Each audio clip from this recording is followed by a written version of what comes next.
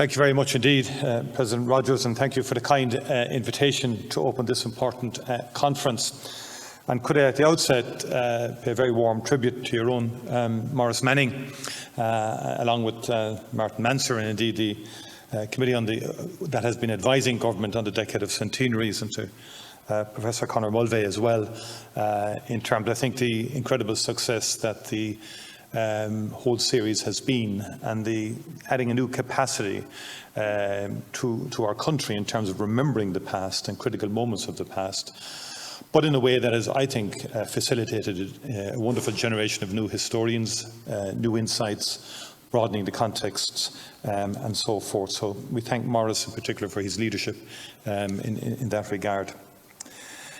As 2022 comes to a close, we are also coming close to the end of a full decade of centenary commemorations. These commemorations have marked events and personalities which have been central to our modern history. 2022 was always going to be the year which touched on many of the most difficult and enduring issues in our revolution and the formation of this state. These are issues which have, for better or worse, dominated much of our popular perception of Ireland in the 20th century. There is no single formal event which is remembered widely or which has ever been a focus for popular celebration, even within individual political traditions. Until recent weeks, few outside of academic institutions could actually have told you the date upon which the Irish Free State legally came into existence. In the 12 months from the signing of the treaty to the sovereignty of the new state, our country witnessed the growth of what were for our people new types of division and conflict. The securing of an independent Irish state and the formal division of historically united but diverse lands was not unique to Ireland. In fact, it was part of the largest ever period of state formation in the history of Europe. If you compare a map of Europe from 1912 with one from December 1922, you will find newly independent states stretching in one continuous strip from the Arctic Circle to the Adriatic, from Finland down to the short-lived kingdom of Serbs, Croats and Slovenes. And on the far left of the map you will see on the island of Ireland, the only other new state, split into uneven parts, and with one part bearing a curious name, not a republic, not a kingdom, but a free state.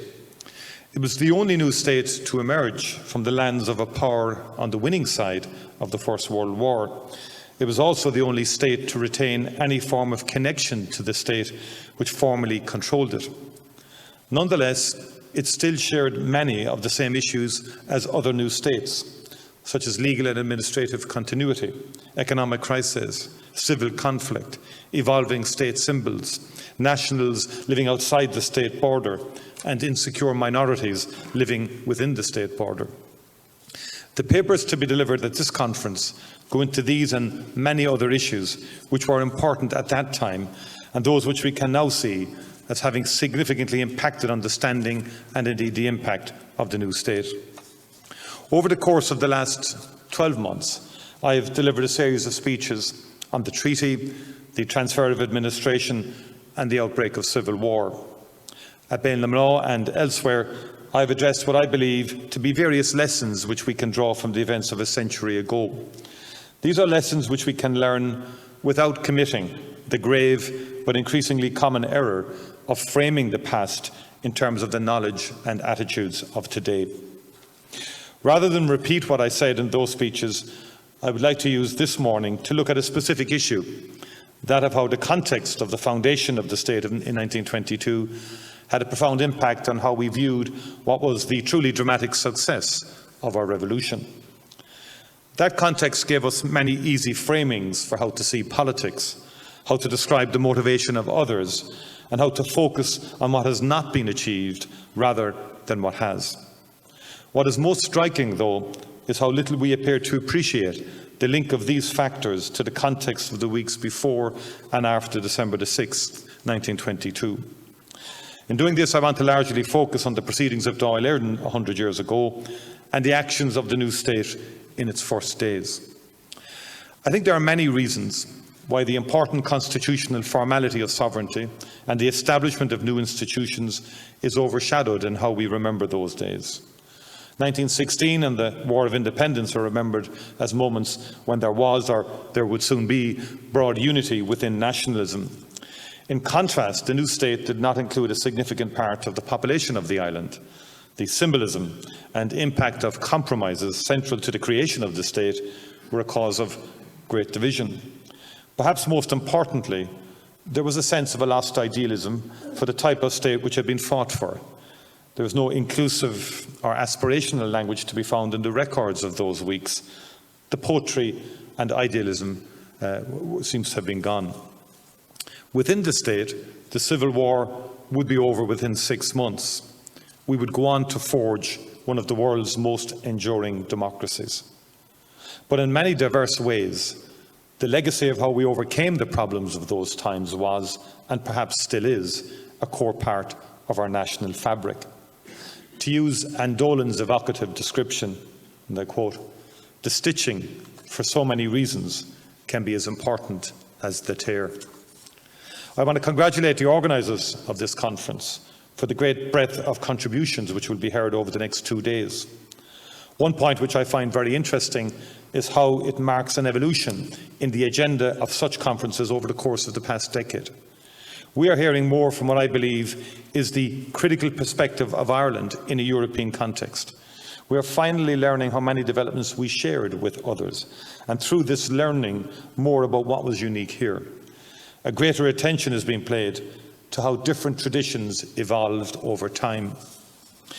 We are moving beyond talks which point to the absence of women from the narrative and are now hearing their vital voices and essential role in our history. Most of all, we are hearing more about how we can find new perspectives on events which we thought we understood already. None of this would have been possible without a great new era in not just the writing of Irish history, but also the writing of Ireland into wider histories. I think we should be very proud of the fact that, for perhaps the first time, Ireland's universities are a centre for historical research on critical international topics through different centuries. The work carried out here and with other universities on the aftermath of the First World War in Europe and the rise of civil conflict is especially important.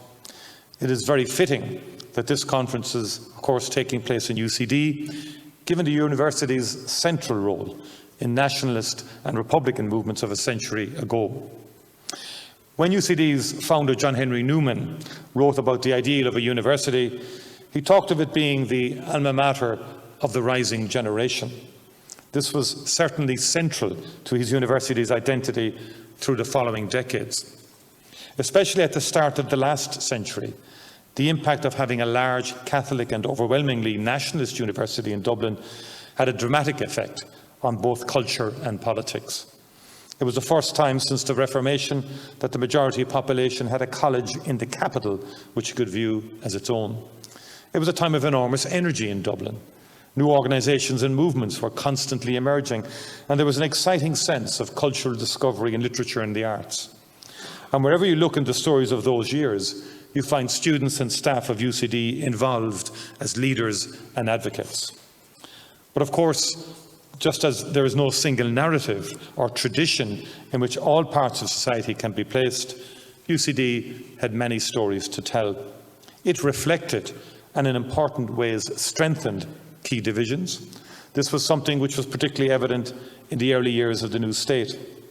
While Professor Eoin MacNeill was giving an academic underpinning to the language and cultural revivals, James Joyce finished his studies here convinced of their absurdities and soon departed for France in order to create in the smithy of my soul the uncreated conscience of my race. While Thomas MacDonagh, a lecturer in English literature, signed the proclamation in 1916, Thomas Kettle, Professor of National Economics, went to France to fight against Germany and died at the Somme 4 months after his colleague's execution. It is here that Ernie O'Malley, one of the true thinkers of the Republican side of the Civil War, studied, and so too did Kevin O'Higgins, who was such a determined opponent of the anti-treaty Republicans. All strands of nationalism and republicanism shared the halls and lecture rooms of Earlsfort Terrace, but the divide was perhaps not an even one. UCD was unquestionably first and foremost a bastion of the Irish Parliamentary Party, and then a key foundation for the political and administrative class which led the new state in its first decade. Because of this, strident attitudes about UCD are to be found throughout the records of those times and in more distant written memories. For example, there is the case of Todd Andrews. Andrews was a remarkable public servant who developed public industries which sustained the state at critical moments. He was also a significant figure in Republican circles, as he had served as an aide to Liam Lynch and had been interned until 1924. As a young man, he had come here to study commerce under some of the most prominent lecturers of his time. And once he left, most of his words about UCD were, to say the least, trenchant. He often went as far as to claim that Professor George O'Brien and the College Debating Society had effectively caused the Civil War. This was undoubtedly an extreme view, somewhat tongue-in-cheek, and he enjoyed the shocked response when he said it. But it did reflect the fact that once the treaty was signed, one of the most significant divisions within nationalism was between those who sought to lead a new independent administration and those who rather emphasised being true to the spirit of the movement as they saw it, which had secured that independence. And this was very much not just about where you stood on the treaty or the Civil War. It is present even within supporters of the new state from very early on. It was, for example, central to the tensions which caused the police mutiny of May 1922, which led in turn to the visionary report creating An Garda Síochána in 1923 as an unarmed, non-partisan force. Richard Mulcahy, Chief of Staff of the Free State Army, reflected the same tensions. He chaffed against the influence of lawyers and professors on the government, dismissing it as what he called a Ballsbridge complex. So clearly, blaming Dublin 4 for all our ills had a very early start in the new state. On the other hand, many associated with UCD expressed great pride in their central role in directing much of the government, administration and judiciary of the new state, and by extension being the leading voice of a distinct nationalist tradition. That relationship was so close that for 54 years, starting in 1910, the presidency of the university was held by academics who had been candidates and parliamentarians for either the Irish Parliamentary Party or Cumann na Gael. One president, Michael Tierney, is believed to have suggested the name for Cumann na Gael's successor party, a name which Fine Gael still bears. But today's conference and the history of the university where we have gathered is a reminder to us that as well as remembering the emotional high points of conflict and debate, we must also remember the other strands and institutions which were so important in shaping the ideas and achievements of a century ago. As I've said, I believe that we can learn a lot about how the new state was received and how attitudes towards it evolved by looking more closely at not just the events of December 1922, but also the arguments which were being made at the time. Arguments which show that a significant movement from even a few months beforehand. It marked a decisive moment which meant that the passions and hopes of earlier in the year were already replaced. With the completion of major operations in the south, the strategic outcome of the Civil War had not been in doubt since the summer.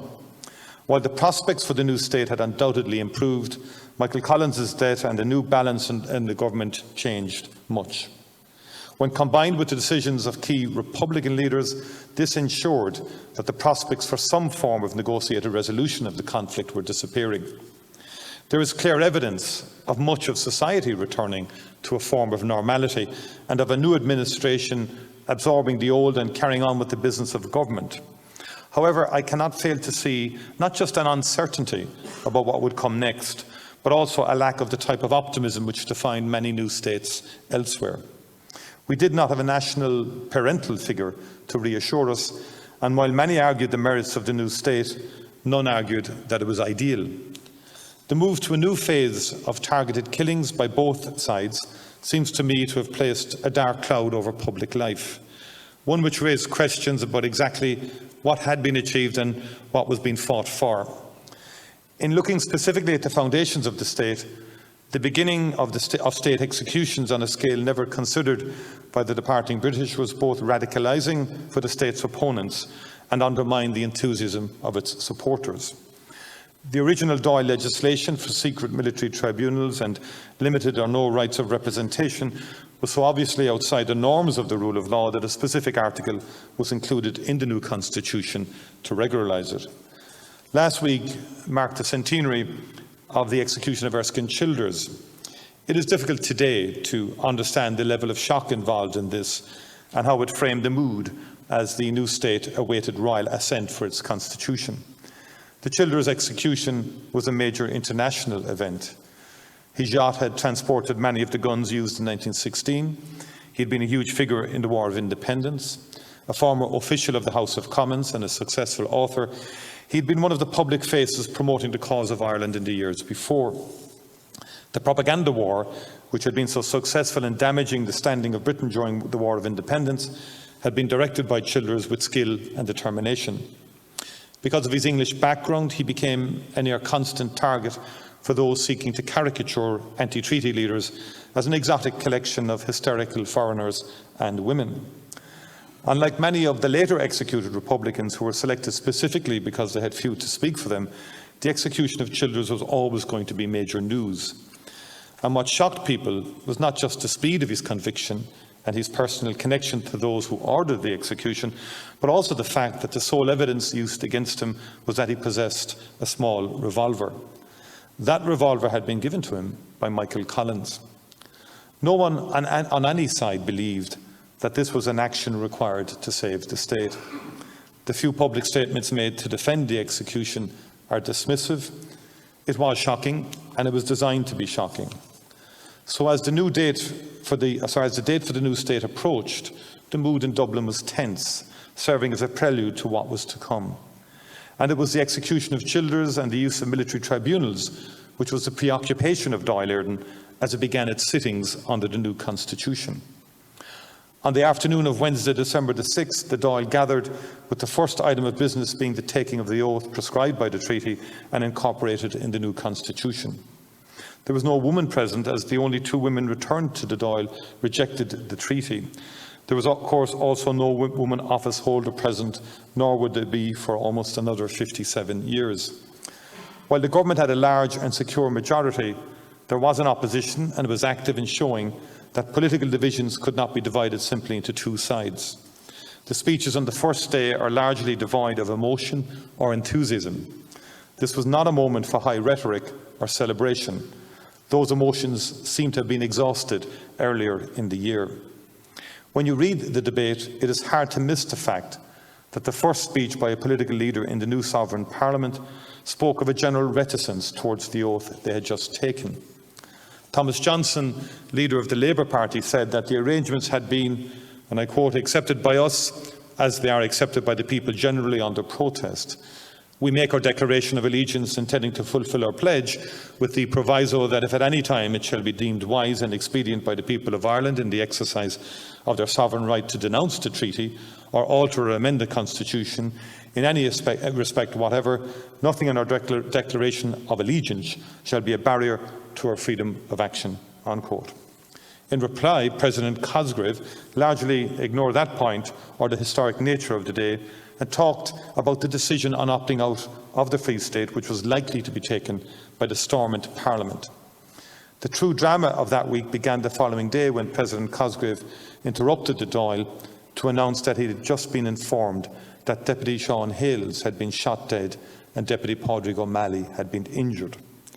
The targeting of Dáil deputies in this manner was a terrible crime, and one which few sought to justify.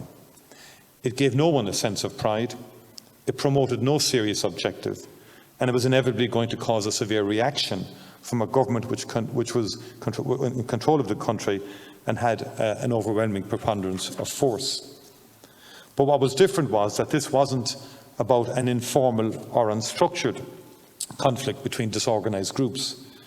The government had just adopted the mantle of constitutionalism, within which it had already given itself wide emergency powers. And I suppose the very point of being a constitutional government is that you accept limits on your actions, even in moments of great stress. And the action overnight to execute 4 men being held in Mountjoy, to do so with no charge, with no trial, and with no justification other than reprisal, was murder by any definition. The names of Dick Barrett, Liam Mellows, Rory O'Connor and Joe McKelvey are remembered to this day because of the wildness of the action taken by a government which asserted that it could do it, and particularly in response to what had occurred. This is not looking back from the vantage point of the values of another era. It is something which was acknowledged by every person present in Dáil Éireann on Friday, December the 8th. A request for an emergency debate was brushed aside in a vote of 14 to 44, with President Cosgrave stating starkly, "I do not think there is any necessity for making any statement whatever on the subject." Thomas Johnson did succeed in forcing a debate on the adjournment, largely because there was no mechanism yet in place to prevent topics being raised before taking a formal vote on adjourning the meeting. His extraordinary speech, delivered with no preparation, still leaps from the page for its controlled fury and desperation. And he said, "The 4 men in Mountjoy have been in your charge for 5 months. You were charged with the care of those men. That was your duty as guardians of the law. 2 days have elapsed since there was a formal proclamation announcing the birth of this new state. It was hoped that the course of law would be in operation henceforth. It was hoped that there would be some rehabilitation of the idea of law, and almost the first act is utterly to destroy in the public mind the association of the government with the idea of law. I'm almost forced to say, you have killed the new state at its birth," unquote. And the rest of the debate was just as remarkable. George Gavin Duffy, a government TD and a signatory of the treaty in London just 12 months before, was in despair, saying to the ministers present, "You are a government or you are not. I want to tell the government this, speaking as one individual who has watched their career closely for the past few months, that I can conceive no course more certain to ruin the cause that they have at heart. Note that this deed violates the very constitution set up here a couple of days ago." Darrell Figgis, who had chaired the drafting committee for the constitution of the new state, was no less direct, saying that the government had claimed that only by the method undertaken this morning could democratic government or representative institutions be preserved here, when surely the truth is that it is only by that method, by whomsoever conducted, could democratic government and representative institutions be endangered. And the government itself accepted that the executions had broken the founding laws of the 2-day-old state. Owen MacNeill claimed that while it didn't conform with written law, it could be justified by elemental law. And Kevin O'Higgins went even further in acknowledging the illegality of the actions when he said, "When the Army Council came to the Parliament of the Irish nation, which they must save, when they came for their act of indemnity, the members of the present Executive Council will take their places with them in seeking that act of indemnity." And the indemnity of late 1923 wasn't an afterthought. It was part of a consistent approach by the government both before and after the enactment of the constitution of the new state. And if we want to see a reason why December the 6th never became a focus for national celebration, we do not have to look at arguments made with the benefit of hindsight. All we need is to look at the debates of Dáil Éireann amongst only those who supported the treaty. And in those debates we also see the escalation of the tendency on both sides to caricature opponents, using language more extreme than used by even the departed British. Kevin O'Higgins said that the group, which included Rory O'Connor, his best man just a year beforehand, had degenerated into a band of Apaches. President Cosgrave went further and called them the very dregs of society. And just to be very clear, this was a case of both sides having been at it. Anti-treaty Republican forces constantly presented the new government as servile lackeys acting on behalf of their masters in London. Another reason for the lack of euphoria concerning the new state was that it did not include a large part of the country. While partition had been imposed in 1920, the new state was founded on the premise that it was unlikely to continue. It is completely unfair to the leaders of the time to claim that they were not concerned with Northern Ireland. They were very concerned. What they didn't have was an answer. Yes, they were not able to overcome partition, but no one has ever offered a credible suggestion on how they could have achieved this. An appeal expressed as an expectation for majority nationalist areas to quickly be allowed to hold plebiscites on joining the new state formed a major part of President Cosgrave's speech to the Dáil on December the 6th. In fact, he went as far as to say that major changes in the border were a core part of the treaty. London's enormous bad faith on this issue will go on to cause significant damage to the public standing of President Cosgrave and his government. Because the Irish language and a wider cultural renewal had been central to the national sentiment which had sought independence, it is important to look at how they were linked to the new state. The renewal movements of previous decades had been dispersed and largely community-based. They never reached the level of becoming programmatic. There was no widespread debate about how a new Irish state would operate in these fields, and there was no debate whatsoever about turning into reality the aspiration of the proclamation that the Republic would respect diverse traditions.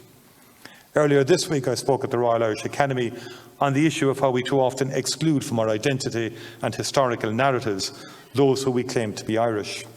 I won't repeat what I said then, but I think that there is a lot for us to still learn about the new state and this issue. The decision of this conference that this will be dedicated to language and to the culture during the initial years of the state, of course, Gaeltacht and the Renaissance in general for the previous 50 years was completely central to the continuing growth of the historicality of the Irish. There's no doubt at all that the division between the people who supported and between those who supported the new state, they were of the same view. They shared that thought with one another, and they were agreed that the broadening of the use and the understanding of the native culture was essential to the national project to have a new independent state, create a new independent state. The realism of the new state was different, however, entirely from the vision and from the dreams that had existed in the 10 years preceding that. Within a 20-year period, the understanding was there that there was a broad division between the policy, language policy, and the community that remained unilingual. To Brian O'Nolan, one of UCD's most prominent graduates of that time. Writing as Miles na Gapaline in 1941, his novel On Gaeltacht portrays a community of language activists preoccupied with dividing into Gaelic and non-Gaelic various types of rain, potatoes and poverty. I think we're often quick to pass judgment on the failure of the new state and language activists to elevate the Irish language to our national vernacular. Many of the most successful approaches which inform today's new era of growth for the language were not known 100 years ago. And I think it's very unfair to blame the government for failure to invest in policies at a time when there are very few resources available. In December 1922, we established a new state, but it was not a new beginning. The debates of that month set out as clearly as anything written since the mood in which Saor Start Éireann was introduced to the world and why it was not possible to generate excitement or expectation. More than anything, it seemed that people wanted to just get on with life, which eventually they did.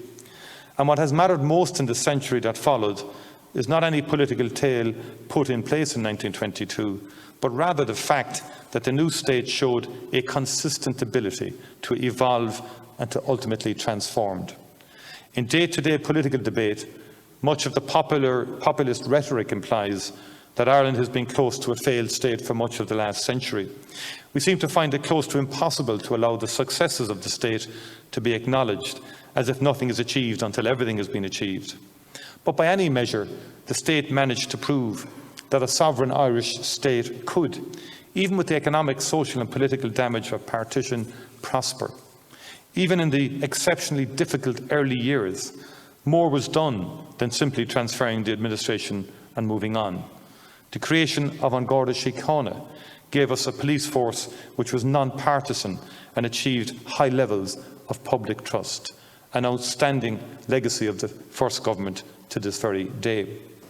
New curricula were introduced to our schools, marking a radical change from before.